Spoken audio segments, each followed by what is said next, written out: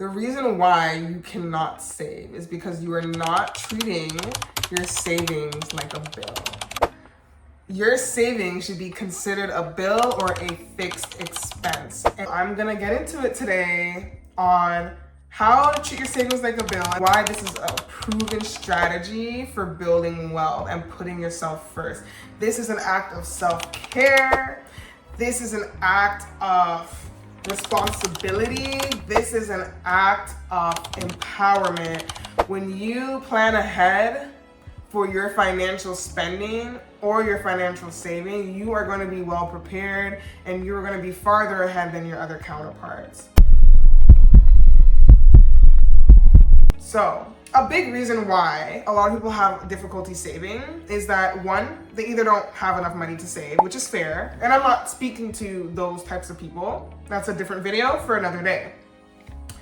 The other side is that people do have the money to save, but they don't prioritize it. So they don't think that they have enough money there, right? They will spend all their money first, so as soon as they get paid, you're paying off your rent, your bills, then you go eat out with friends, you book this trip for a couple months down the road, and then when you're ready to save, you don't have much to save because there's not much in your checking, or you feel like you want to leave it in your checking for more spending down the road instead of saving, right? And so if you find that you are that person who gets to a point where they want to save, but they realize they don't have no money to save, but you have disposable income, like every month your income is more than your expenses, there should be no excuses to why you're not saving. So I'm going to show you this simple trick that might help you to actually start saving.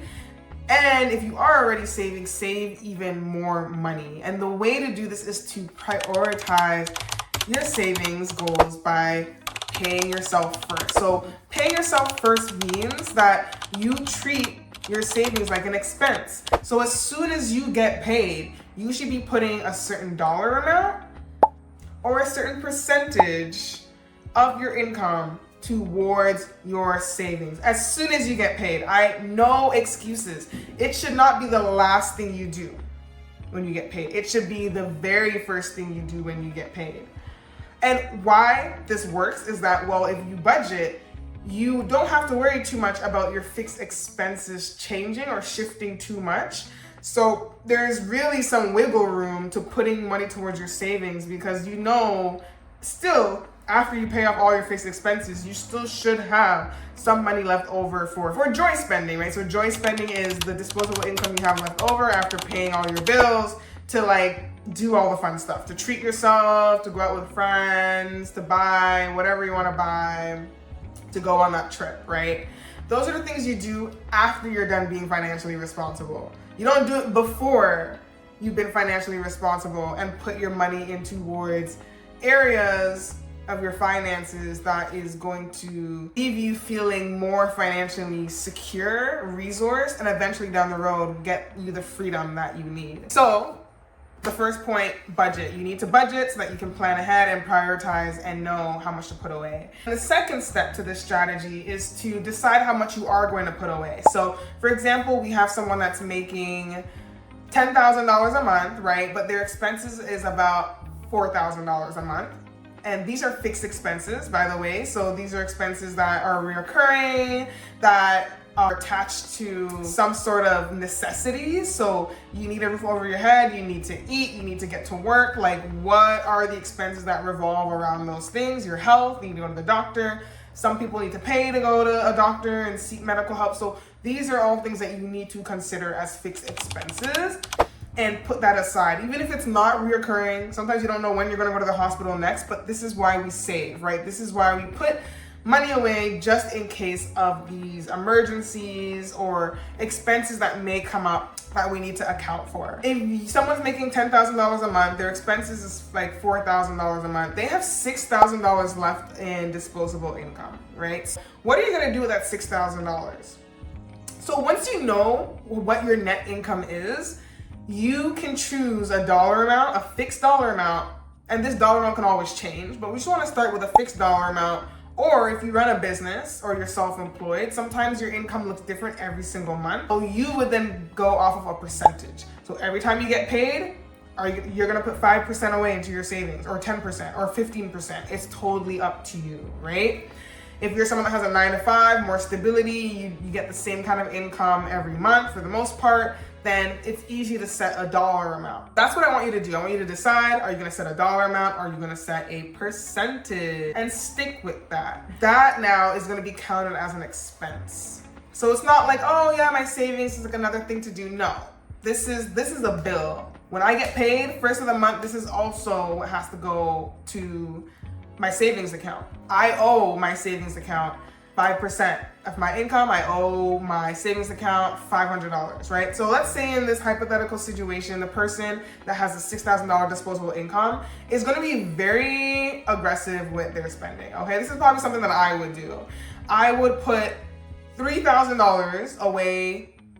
Let's say actually, I would put $1,000 away into a savings, and I would put $2,000 away every month into my investments. Now we have $3,000 left over. That $3,000 is more than enough.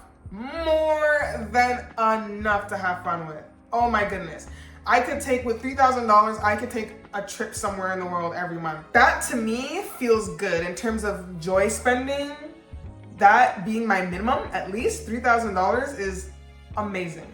Third step, once you know how much you're gonna put away into your savings, we wanna automate it. It is a bit harder to automate when you have a business because like the income is different every single time. So you may feel better off manually putting money away. But if your income is usually consistent, I would say automate your savings. That way you don't forget to save, because that is a big thing. Sometimes we mean to save and we know we have to do it, but with all the things that are going on in our lives, it's easy for things to slip by the wayside. So I would suggest, with some banks, most banks, you can set like a automated sort of payment to go out, whether it's bi-weekly, say you get paid bi-weekly. Every 2 weeks, I want $500 to go straight towards my savings account. So you don't have to consciously remember that.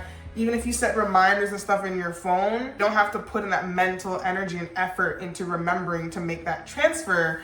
And if you aren't able to do that and your bank doesn't provide that future option, which is kind of rare nowadays, but you can set up reminders in your phone, right? So you know you're gonna get paid every 2 weeks. Set a reminder, hey, payday, also savings day, you know, and remember, okay, I need to shift this into my savings as soon as possible. And that responsibility is on you. It comes down to integrity, and it comes down to taking action on the things that you say you're going to do, right? And if you are someone who's very empowered and confident about your financial journey and your management of your finances, I believe in you, and I believe that you will do just that. But for the most part, most people just don't know any better, so they don't do it. But now that you've watched this video, no excuses, okay? I hope that this little trick, this one proven strategy that I work with my clients might help you. And I go into it in more detail. If you download my wealth tracker, I have a free access to my wealth tracker. If you want to check that out,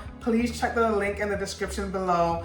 And I highly suggest you also watch another related video to this video on why most people struggle with budgeting, and another video that I recorded most recently on how to enjoy spending your money without going broke. So those two videos, definitely go check it out. Go watch it right now.